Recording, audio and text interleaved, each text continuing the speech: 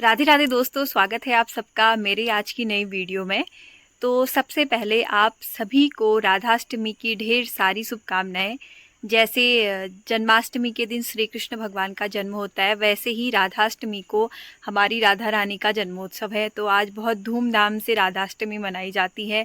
जिस तरह कृष्ण जन्माष्टमी हर्षोल्लास के साथ मनाई जाती है, इसी तरह राधाष्टमी भी हर्षोल्लास के साथ मनाई जाती है। कई लोगों को ऐसा लगता होगा कि पहले श्री कृष्ण जन्माष्टमी आती है, तो क्या पहले श्री कृष्ण भगवान का जन्म हुआ और फिर बाद में राधाष्टमी आती है, तो राधाष्टमी का जन्म बाद में हुआ? पर ऐसा नहीं है। राधा रानी का जन्म पहले हुआ था और श्री कृष्ण भगवान का जन्म बाद में हुआ था। राधा रानी श्री कृष्ण भगवान से 11 महीने 15 दिन बड़ी हैं। ये आप लोगों को पता होगा कि पहले राधा रानी का जन्म हुआ और फिर उसके बाद श्री कृष्ण भगवान का जन्म हुआ। तो पहले इस बार जैसे अभी आज के दिन, आज क्या है, 11 सितंबर है, तो क्या मान लो आज राधाष्टमी के दिन राधा रानी का जन्म हुआ, तो फिर अगले वर्ष श्री कृष्ण जन्माष्टमी के दिन भगवान श्री कृष्ण का जन्म हुआ। तो आप लोगों ने एक कहानी सुनी होगी राधा रानी के बारे में कि जब राधा रानी और भगवान श्री कृष्ण धरती में आने की बात आ रही थी, तो राधा रानी ने भगवान श्री कृष्ण से कहा कि पहले आप जाइए। तो श्री कृष्ण ने कहा नहीं, पहले आप जाइए। तो राधा रानी ने कहा ठीक है, पहले मैं जाती हूँ, लेकिन मैं तब तक संसार को नहीं देखूंगी जब तक आपका जन्म नहीं हो जाता, और सबसे पहले मैं आपको ना देख लूँ। तो राधा रानी का जन्म वृषभानु के घर में हुआ था, ये सबको पता होगा। तो जब राधा रानी का जन्म हुआ, फिर उसके 11 महीने 15 दिन के बाद श्री कृष्ण भगवान का जन्म हुआ। तो फिर राधा रानी जब वृषभानु, मतलब, तो सबको लगता था कि राधा रानी देख नहीं पा रही थी, क्योंकि उन्होंने अपनी आंखें नहीं खोली थी, तो सबको लगता था कि वो देख नहीं पा रही हैं, तो वो क्या अंधी है, ऐसा लगता था सबको। और सब ऐसा कहते थे कि वृषभानु की छोरी तो देखती नहीं है, ऐसे कहानी है इसके बारे में। ये सत्य बात भी है, भागवत कथा में ये वर्णित किया गया है। तो जब वृषभानु राधा रानी को सबसे पहले श्री कृष्ण यानी नंद बाबा के घर में लेके गए, तो राधा रानी ने जब वहाँ सबसे पहले श्री कृष्ण को देखा, तो तब उन्होंने अपनी आंखें खोली और उन्होंने सबसे पहले श्री कृष्ण भगवान के दर्शन किए। यह है राधा रानी की और श्री कृष्ण की कहानी, ये आप लोगों को पता होगी। तो आज आप लोगों का उपवास होगा, क्योंकि जिस तरह राधा जन्माष्टमी को मनाया जाता है, उसी तरह राधा रानी के जन्मोत्सव को भी धूमधाम से मनाया जाता है। तो आप लोगों को फिर से राधाष्टमी की ढेर सारी शुभकामनाएं। राधा रानी की और भगवान श्री कृष्ण की कृपा आप सभी पर बनी रहे। तो ये थी राधाष्टमी की कहानी।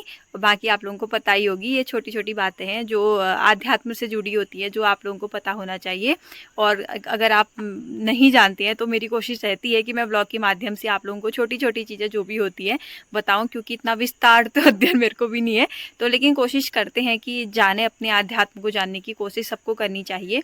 तो चलो, ये है आज की कहानी, और अब शुरू करते हैं आज का ब्लॉग और देखते हैं कि क्या क्या होता है पूरे दिन। कल आपने मेरे ब्लॉग में देखा होगा जो 3 दिवसीय मौन पालन का यहाँ प्रशिक्षण हुआ था, वो आप लोगों ने देखा होगा। वो मैंने छोटी छोटी चीज़ें डाली थी, क्योंकि बहुत लंबा हो रहा था और पीछे से लोगों की आवाज़ भी आ रही थी, तो क्लियर वॉइस आप जो बता रहे थे उनकी नहीं आ पा रही थी।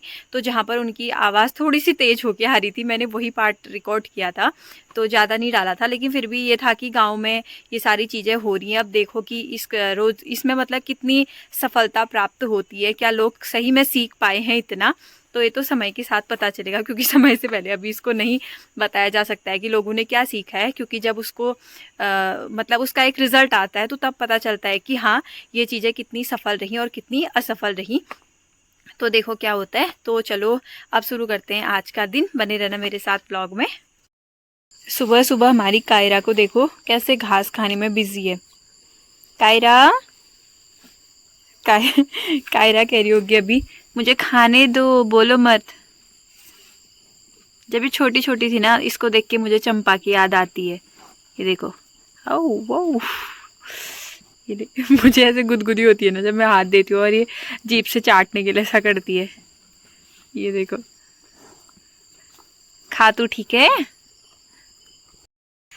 तो अभी हो गया शाम का टाइम, और मैं और अम्मा जा रहे हैं अभी घूमने के लिए। मैं जा रही थी घास लेने के लिए, तो मैंने सोचा क्यों ना अम्मा को भी थोड़ा सा सैर करा दें।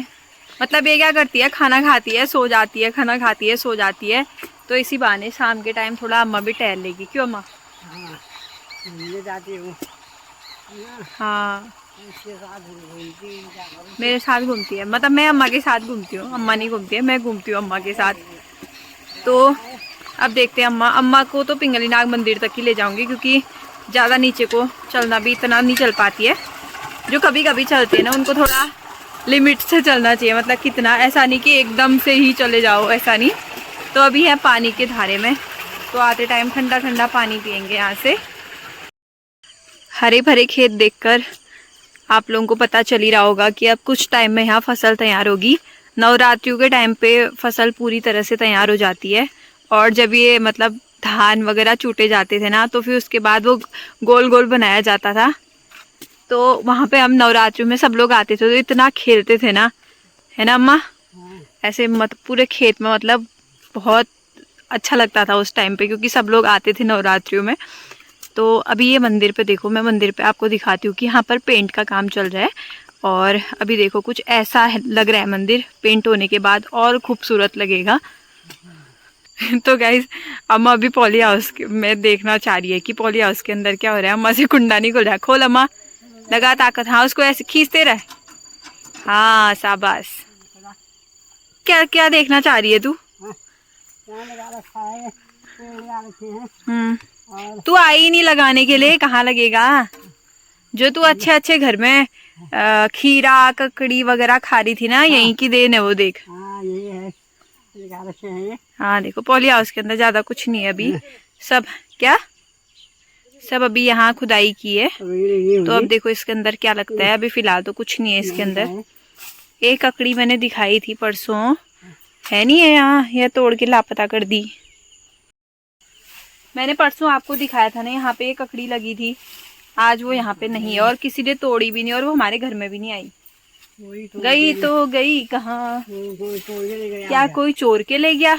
अम्मा कोई चोर के ले गया होगा तो क्या करेगी? क्या करूंगी? कुछ नहीं कर सकते, कोई बात नहीं, उस बेचारे ने खा ली ककड़ी, है नहीं। मम्मी तोड़ी क्या ककड़ी जो यहाँ पे लगी थी? कहाँ गया? गया तो कहाँ गया? गाइस मैंने आपको दिखाया था, अगर आपको यकीन नहीं हो तो मैंने यहाँ पे दिखाया था, और मैंने उसको थोड़ा सा बाहर को भी कर लिया था ताकि वो बड़ी हो तो फिर वो दिख जाए करके। मैं करा मैं इसे बिहार का कर आई, क्योंकि अंदर अंदर क्या होता है कि दिखता नहीं है ना, फिर हरी हरी बेल होती है तो दिखता नहीं है कि कहाँ गई। यहाँ भी नहीं है, घर में भी नहीं आई, इसका मतलब गई। एक तो पॉली हाउस खुला रहता है ना, अब लग रहा है कि वहाँ पे ताला मारना पड़ेगा, क्योंकि ऐसे कैसे चलेगा। अम्मा पता नहीं क्या देख रही है, एक मिनट दिखाती हूँ। अम्मा क्या ढूंढ रही है तू? तो यहाँ थोड़ी ना थी, फिर यहाँ पर थी। तू इतनी छोटी शिमला मिर्च क्यों तोड़ रही है अम्मा? हैं? अम्मा यहाँ पे लाल मिर्च तोड़ने लग गई कि गली तो लाल मिर्च, बहुत मिर्च खाती है ना अम्मा। देखिए इसने इतनी छोटी शिमला मिर्च तोड़ दी। अब तय शिमला मिर्च और साग सिर्फ तेता ही होल। ये देखो इतनी इतनी छोटी शिमला मिर्च तोड़ रखी है अम्मा ने। अम्मा वैसे अम्मा के लिए हो जाएगा, इसमें थोड़ा सा आलू मिला के अम्मा के लिए तो हो जाएगी, क्योंकि अम्मा इतनी सब्जी खाती है रोज। इसकी सब्जी ना खाने के मामले में ये भानुमति का पिटारा होता है। तो गाइज यहाँ पर चल रहा है पेंट का काम, मंदिर को पेंट किया जा रहा है। तो अभी आप ऐसे देखो, मंदिर का व्यू कुछ ऐसा है, और कुछ दिनों के बाद इसमें पेंट होने के बाद जो इसकी खूबसूरती होगी ना, सच में बहुत ही सुंदर लगेगा। वो सब आपको दिखाऊंगी। नवरात्रि तक इसमें पेंट हो जाएगा बढ़िया तरीके से, तो फिर मंदिर और ज़्यादा सुंदर लगेगा। वैसे ही बहुत सुंदर है, फिर अच्छे से पेंट होने के बाद और ज़्यादा सुंदर लगेगा। तो भैया देखो यहाँ पर कितना स्ट्रगल, इतनी ऊपर जाके इसे पेंट करना बहुत बड़ी बात होती है। और ये देखो आप, फ़िलहाल तो कुछ ऐसा है मंदिर पे अभी। और यहाँ पर धान चूटने के बाद जो सुखाया जाता है ना पराल, तो यहाँ पर वो सुखाया गया है अभी। अब ये सूखेगा, फिर ये पराल का काम करेगा, फिर ये गाय इसको खाती है। और या आप इसको ठंडों में किसी बोरे के अंदर डाल के अगर बिछा रहे हैं तो उससे भी गर्मी रहती है। तो ये बहुत सारे काम आता है, ये पराल बहुत काम करता है। तो यहाँ पर अभी अम्मा कर रही है विश्राम। मैंने यहाँ पर अपनी घास रखी है, अब जाएंगे घर को। तो गाइज़ अब फिर से मुझे जाना पड़ रहा है धारे में, क्योंकि ऊपर आते टाइम पे घास लाई थी और जब घर से जा रही थी तो पानी की बाल्टी भी साथ में लेके गई थी। ऊपर आते टाइम पे घास थी तो बाल्टी रह गई धारे में। अब फिर से जाती हूँ, पर एक काम ही हो जाएगा, हाथ मुँह भी धो लो और पानी भी आ जाएगा, 2 काम एक साथ हो जाएंगे। तो सबसे पहले मुँह धोते हैं, क्योंकि ठंडा ठंडा पानी है, तो ठंडे पानी से जो मुँह धोने में सुकून लगा सच में। आँखों में मतलब जितनी जलन हुई रहती है ना, सारी ख़त्म हो जाती है। आजकल फ़ोन का यूज़ थोड़ा ज़्यादा होता है ना, तो बार बार ठंडे पानी से अगर आँखें धो रहे हो तो बहुत अच्छा लगता है। पहले क्या होता था ना, इतने लोग होते थे, मतलब हम धारे में आए हुए, इतना मज़ा आता था, मतलब घंटों घंटों इतनी बातें करते थे और घर से आवाज़ आ रही थी होती, सबके घर से आवाज़ लगती थी आ जा करके, लेकिन फिर भी हम लोग इतना लेट करते थे ना। आज देखो ऐसे भी नहीं, मेरे को अकेले यहाँ मुँह धोना पड़ रहा है, अकेले पानी भरना पड़ रहा है, और मतलब आते भी है ना कोई अपने अपने टाइम से जैसा आते हैं, वरना पहले हमारा टाइम फिक्स होता था कि शाम के टाइम सब आएंगे। तो सब लोग अंकु, अम्मू, प्रियंका, प्रिया, लब्बू, लक्षिता, सब लोग आए रहते थे, और गौरी चाचा लोग, मिक्कू लोग, राजा लोग, सब भावेश लोग, सब होते थे ना, तो वो बढ़िया लगता था यार सबके। मतलब अभी भी कई लोगों के वहाँ तो होता होगा, लेकिन अब थोड़ा सब अपने अपने उसमें जैसा बिजी हो गए हैं ना, तो इस वजह से भी थोड़ा सा रहता है। लेकिन हाँ, नवरात्रि में सब लोग आएंगे तो फिर थोड़ा मज़े आएंगे, तो फिर आप लोगों को भी बहुत मज़े आएंगे। आप लोग भी एक्साइटेड होंगे ना ज़रूर नवरात्रि वाले ब्लॉग के लिए। और अभी आपने देखा होगा कि हिंगलीनाग मंदिर में पेंट हो रहा है, तो वो सब नवरात्रि की तैयारियाँ हो रही है। बहुत सुंदर, जब मंदिर जगमग होगा ना तो बहुत सुंदर लगेगा सच में। गाइस मैंने मुँह धोते धोते कितनी बकवास कर ली है, तो अब चलते हैं घर को और फिर देखते हैं घर में क्या करते हैं, क्योंकि घर में भी बहुत सारे काम रह जाते हैं, तो जल्दी से घर जाते हैं